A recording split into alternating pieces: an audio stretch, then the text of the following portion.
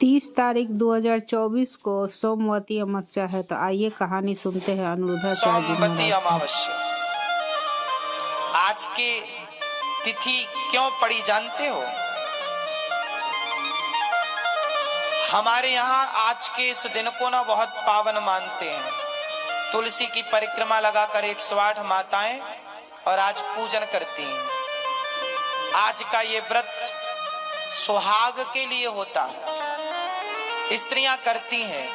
आज के सोमवती अमावस्या के व्रत की एक छोटी सी कथा है, और वो कथा है कि एक लड़की थी। उसे किसी ने कहा था कि तेरा विवाह होगा तो तू विधवा हो जाएगी, विवाह होते ही तू विधवा हो जाएगी, तेरे भाग्य में वैधव्य योग लिखा है। इस डर से बेचारी वो लड़की विवाह ही नहीं करती थी। तो उस लड़की ने किसी संत से पूछा, दिव्य संत से, कि बताओ महाराज, मैं विवाह करूं तो मैं विधवा हो जाऊंगी, इसका कोई उपाय नहीं है? बोले तेरे गांव में एक धोबी की पत्नी रहती है, फलाने घाट में वो कपड़े धुलती है। धोबी की पत्नी, धोबी का काम कपड़ा धुलने का, तो पत्नी भी कपड़ा धुल रही है। तो वो जो धोबी की पत्नी है, यदि वो तुझे अपना सुहाग दे दे तो तेरा सुहाग जी जाएगा। सुहाग देने का मतलब जानते हैं क्या होता है? क्या होता है?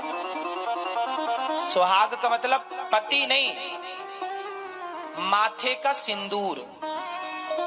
कि यहाँ जैसे मंडप के नीचे भी बुआ लोग माथे का सिंदूर देने की एक रस्म होती है, ये परंपरा कि एक पतिव्रता नारी, एक सुहागन स्त्री अपने माथे का सिंदूर निकालती है और सामने वाले सुहागन नारी के माथे पर लगा देती है।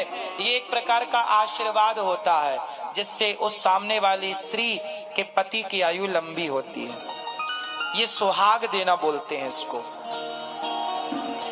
इसलिए स्त्रियों को हमारे यहाँ एक छोटा सा और व्रत होता है, सुहागलें होती हैं। तो किसी ने, संत ने बताया कि जो तुम्हारे गांव में जो धोबी की पत्नी है वो बहुत अच्छी नारी है, पतिव्रता, तुम उसके जाओ, उससे सुहाग लो।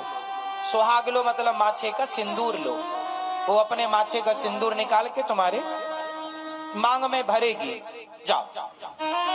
अब उसने जाकर बोला कि बहन, वो संत जी ने ऐसा बताया है, अब बताओ मैं विवाह करती हूं तो मेरा पति मर जाएगा, अब क्या करूं? तो क्या आप मुझे अपना सुहाग दोगी? हाँ हाँ। अब उस लड़की ने विवाह किया, और जैसे ही विवाह किया उसकी भांवर पड़ी, विवाह की रस्म पूरी हुई कि उसके वैधव्य योग था, उसका पति वहीं मर गया। और जैसे ही मरा तो फिर वो धोबी की पत्नी को बुलाया गया, और उसने अपना सुहाग जब दिया तो उसका पति जीवित हो गया। जब जीवित हुआ तो उसका पति तो जीवित हो गया, पर दुर्भाग्य से उसका पति धोबी की मृत्यु हो गई। इसका तो जीवित हो गया, पर उसका खुद का पति सिधार गया। अब वो लगी रोने, अब क्या करें? तब एक संत ने बताया कि तूने दूसरे के सुहाग को जिलाया है तो सोमवती महारानी तेरे सुहाग को जिलाएंगी। तो वो आज के दिन का व्रत बताया कि तुम सोमवती अमावस्या, अमावस्या जब सोमवार को आए तो सोमवती अमावस्या कहलाती है। इस दिन जब ये अमावस्या आए तो इस अमावस्या में तुम स्नान करके तीर्थों में, और फिर इस अमावस्या को तुलसी की पूजा करना। तुलसी माँ सुहागन है और उन्हें सिंगार चढ़ाना, माँ भगवती की पूजन करना। तुलसी की पूजा करना, तुम्हारा सुहाग जीवित होगा, वो लगभग सोमवती अमावस्या की ही ये घटना रही। तो उस दिन उन्होंने पूजा किया और उस पूजा के प्रभाव से, उनके सच्चे पातिव्रत धर्म के प्रभाव से उसका मरा हुआ पति जीवित हो गया था। तब से ये सुहागन स्त्रियां अपने सुहाग की लंबी आयु के लिए ये व्रत करने की परंपरा है।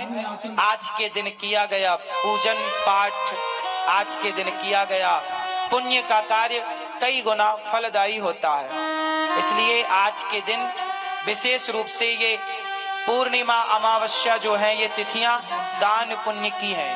आज दान, देखो, दान करने से हमारे जीवन निश्चित उसके जीवन में जितने अनिष्ट हैं, आधी व्याधि है, सारा समाप्त हो जाती है। आज के दिन तुलसी में दीपक जलाना चाहिए, तुलसी के पास। आज के दिन पीपल के पास दीपक जलाना चाहिए। आज के दिन पीपल और तुलसी में दीपक जलाने से घर में सदा सुख शांति लक्ष्मी का वास होता है। कुल का दीपक सदा यूं ही जलता रहता है। तो आज की तिथि विशेष है। तो ये था सोमी अमावस्या की कहानी। तो आप लोग को कैसा लगा जरूर बताइएगा। राधे राधे फ्रेंड।